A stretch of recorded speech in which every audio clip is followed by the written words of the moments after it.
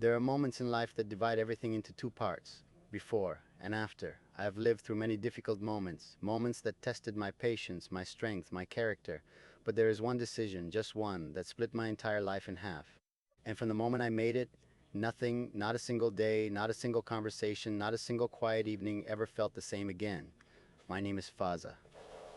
And today I am going to tell you something I have never fully said out loud, not because I was hiding it, but because some truths take time before you are ready to hand them over to the world. People know me as a poet, as a prince, as someone who rides horses and writes verses and lives a life that looks, from the outside, like it was designed to be admired, and maybe parts of it were. But what nobody tells you about a life like that is how lonely it can become when the one person who made it feel real is no longer in it. I am not talking about loneliness in a physical sense. I am talking about the kind of loneliness that sits beside you, even in a room full of people. The kind that follows you into the morning and is still there when the day ends. That is the loneliness I have been living with, and it all started with one decision I thought was right. Let me take you back to where it truly began. Before the decision, before the fallout, before everything that followed, there was a chapter of my life that I protected deeply. A relationship that felt unlike anything the world could put a label on. She was not with me because of what I represented. She was with me in spite of it, in spite of the spotlight, in spite of the pressure, in spite of everything that comes attached to a name like mine. And in a life where almost everything has a motive behind it, she was the one thing that felt completely motionless, calm, honest, mine. And I became comfortable in that. Maybe too comfortable. Because I stopped paying attention to how fragile it actually was. Here's something about me that very few people truly understand. I do not make decisions lightly. When I commit to something, I commit fully. But there are times when commitment to one thing means you are quietly pulling yourself away from something else. And that is exactly what happened. There was a situation, a family matter, something that had been unresolved for far too long, and that my father believed needed to be addressed. When your father speaks to you about something with sincerity and weight in his voice, you do not simply close your ears. You listen, you think, and eventually you move. So I moved, I made a decision. I told myself it was the responsible thing, the honorable thing. I convinced myself that she would understand, that our foundation was strong enough to carry the weight of one difficult choice. I was wrong, and not in a small way. I was wrong in the way that costs you everything and teaches you nothing in time to use it. When I told her what I had decided, I watched something shift in her that I could not take back. Not anger, not screaming, just a quiet, devastating shift. Like a light inside her that had always been warm and steady dimmed, not all at once, slowly. The way a candle behaves just before it goes out completely. We talked. And then we argued. And then we reached a silence that was louder than anything either of us had said. She did not ask me to cancel my plans. She did not give me an ultimatum. She simply said less and less until she said nothing at all. And I told myself she just needed time, that she would process it, that by the time I returned everything would find its way back to normal. But she did not wait, and honestly, why would she? I had made a decision that involved my past without fully consulting the person who was supposed to be my future. I had walked into a conversation with her carrying an answer that had already been decided, and no matter how good my intentions were, no matter how reasonable my explanation sounded to me, what she received was a message.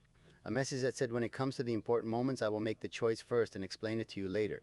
That is not a partnership. That is not what she had signed up for.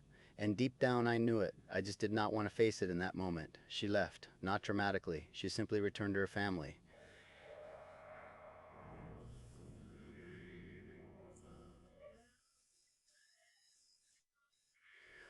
In deep down modically, in Pyre, became something else entirely, something emotional, something that I could feel growing every single day I was away. I tried to reach her through the only language that has always come naturally to me, words, poetry. I wrote things that came from somewhere so deep inside me that I barely recognized myself in them. I posted, I shared. I hoped that somehow the words would travel the distance my presence could not, but sometimes the very act of writing publicly what should have been said privately makes the wound deeper instead of healing it. And then something happened that I did not expect. Something that took a situation that was already fragile and cracked it completely. Another person, someone from before, someone who looked at my words and felt them in a way that was never intended.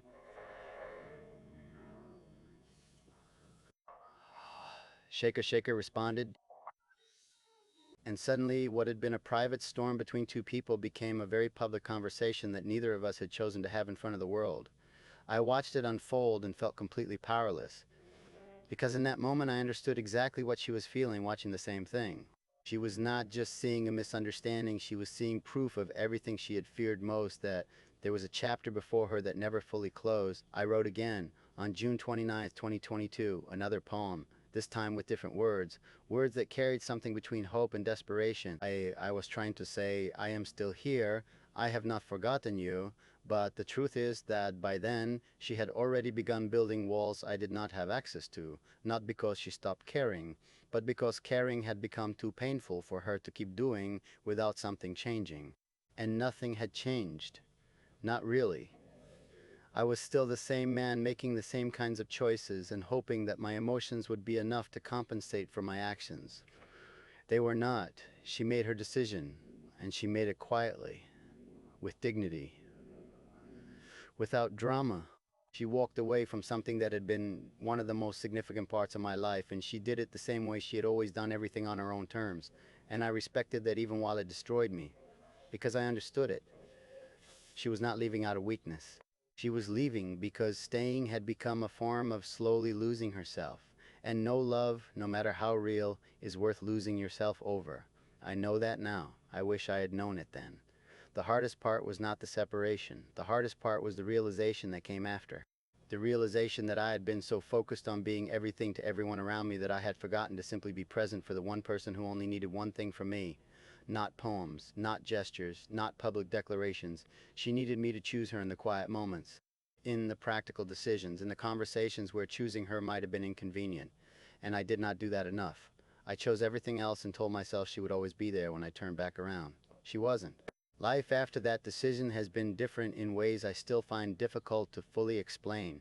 The poetry is still there. The responsibilities are still there. The mornings still come and the days still move forward the way they always have. But something underneath all of it shifted permanently, because I now carry the knowledge of what it feels like to have something real and watch it disappear because of choices that were within my control. That knowledge does not leave you. It sits inside everything you do. Every decision, every relationship, every moment where you have to choose between what is expected of you and what the person standing in front of you actually needs. I am not telling you this story because I want you to feel sorry for me. I am not looking for sympathy or comfort or reassurance. I am telling you this because I was Fazza before that decision, and I am a different Fazza after it, changed, not broken, but changed, permanently and completely changed. And maybe that is the real point of moments like these, not to destroy us, but to strip away everything that was never truly solid and leave behind only what is real, only what matters, only what we are willing to fight for with full awareness and full presence. My life changed after this one decision, and the only thing I can do with that truth now is carry it honestly. Use it. Let it make me more aware, more present, more intentional. Let it remind me every single day that the most important things in life never announce themselves as important until you are already standing on the other side of losing them. If you are still on the other side, hold on to what you have. Be present, be honest. Choose the person in front of you before you choose anything else.